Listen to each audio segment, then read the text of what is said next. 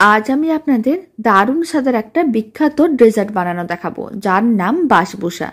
বাড়িতে এইভাবে বানিয়ে দেখতে পারেন। বানানো যেমন সহজ, খেতেও ভীষণ ভালো হয়, যা মুখে দিলেই মিলিয়ে যাবে। দারুণ স্বাদের এই ডেজার্টের রেসিপিটা শেষ পর্যন্ত দেখার জন্য আপনাদের কাছে অনুরোধ রইল। খুবই কম উপকরণ দিয়ে বানানো যায় আর খেতে তো ভীষণ ভালো হয়। বাড়িতে বানালেই বুঝতে পারবেন। প্রথমে এখানে একটা বড় সাইজের মিক্সিং বোল নিয়েছি। তার মধ্যে আমি নিয়ে নিলাম 1 বাটি সুজি। এখানে 150 গ্রামের মতন সুজি আছে। আর এই সুজির মধ্যে আমি দিয়ে দিচ্ছি 50 গ্রামের মতন চিনি। চিনিটা খুব বেশি দেওয়ার দরকার নেই, 50 গ্রামের মতন দিলেই হবে। আর চা চামচের হাফ চামচের মতন দিয়ে দিলাম বেকিং পাউডার, তার হাফ বেকিং সোডা, মানে চা চামচের 4 ভাগের 1 ভাগ বেকিং সোডা। এবার আমি এর মধ্যে দিয়ে দিচ্ছি 3 চামচ সাদা তেল। আর 150 গ্রাম সুজির জন্য এখানে আমি 3 চামচ সাদা তেল নিয়েছি। তবে সুজির পরিমাণটা আপনারা কম বা বেশি করতে চাইলে সমস্ত কিছুর পরিমাণটা কম বা বেশি করতে হবে। এখন সমস্ত উপকরণগুলোকে খুব ভালো করে একসঙ্গে মিশিয়ে নিতে হবে। প্রায় 2 থেকে 3 মিনিট সমস্ত উপকরণগুলোকে খুব ভালো করে মিশিয়ে নিয়েছিলাম। খুব ভালো করে সুজির মধ্যে কিন্তু ময়ম দেওয়া হয়ে গেছে। এখন এই শুকনো মিশ্রণের মধ্যে দিয়ে দিলাম অল্প একটু এলাচ গুঁড়ো, চা চামচের 4 ভাগের 1 ভাগ এলাচ গুঁড়ো দিলাম।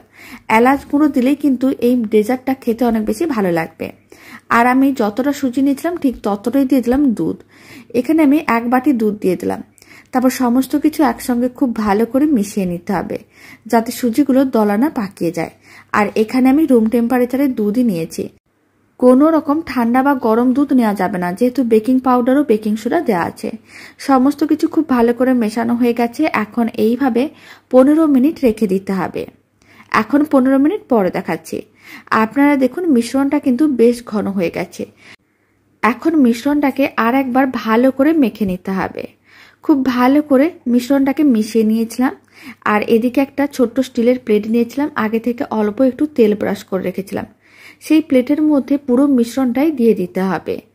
পুরো মিশ্রণটা দেওয়ার পরে ভালো করে এইভাবে একটু ট্যাপ করে নিতে হবে, যাতে খুব ভালো করে মিশ্রণটা ছড়িয়ে যায় আর মিশ্রণটার মধ্যে কোনো রকমের হাওয়া না থাকে। খুব ভালো করে ট্যাপ করে নিয়েছিলাম। প্লেটটা একেবারেই রেডি। এবার এদিকে একটা কড়াইকে গ্যাসের ওভেনের উপরে বসিয়ে দিয়েছিলাম। কড়াইটাকে মিডিয়াম ফ্লেমে গরম করে নিয়েছিলাম। এবার কড়াইয়ের মাঝখানে একটা স্ট্যান্ড রেখে দিলাম।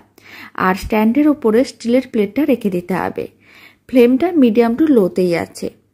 এবার কড়াইয়ের ওপর একটা ঢাকনা দিয়ে দিতে হবে।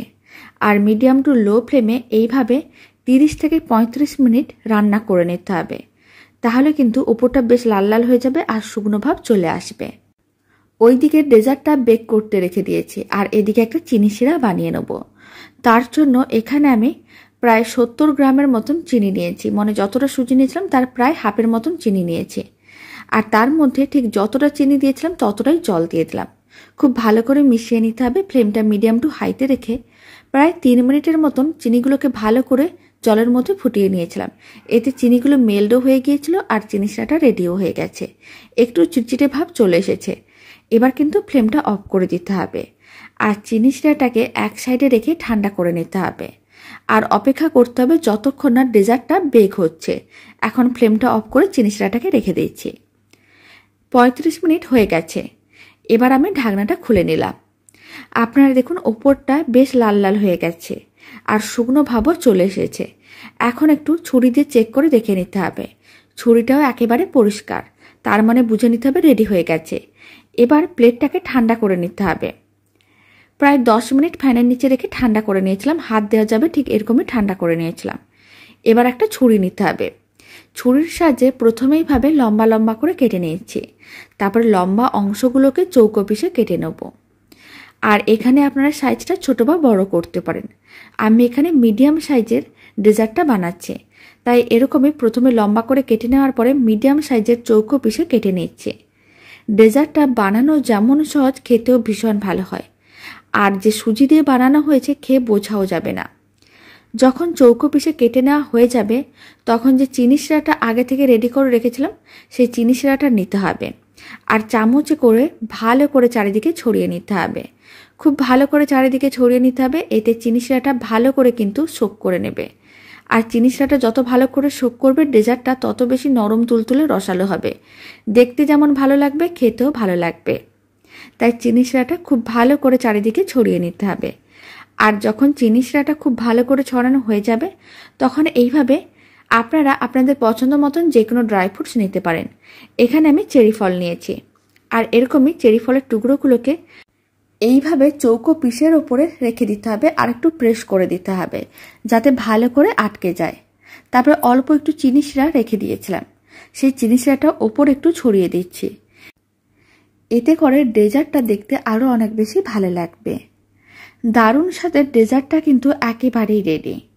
এবার আমি আপনাদের ডেজার্টটা একটু তুলে দেখিয়ে দিচ্ছি। তার জন্য একটা হাতা নিয়ে নিলাম, আর হাতাটা দিয়ে এইভাবে একটু পিসগুলোকে আলাদা করে নিতে হবে, তাহলে কিন্তু পিসগুলো ভেঙে যাবে না আর খুব সহজেও তোলা যাবে। আর এই দারুণ স্বাদের বাসবুসার ডেজার্টের রেসিপিটা শেষ পর্যন্ত দেখার জন্য আপনাদের অসংখ্য ধন্যবাদ। ভালো লেগে থাকলে আপনারা যদি ফেসবুক থেকে রেসিপিটা দেখছেন, পেজটিকে ফলো করে নেওয়ার অনুরোধ রইল। ইউটিউব থেকে দেখলে চ্যানেলটি সাবস্ক্রাইব করে নেওয়ার অনুরোধ রইল।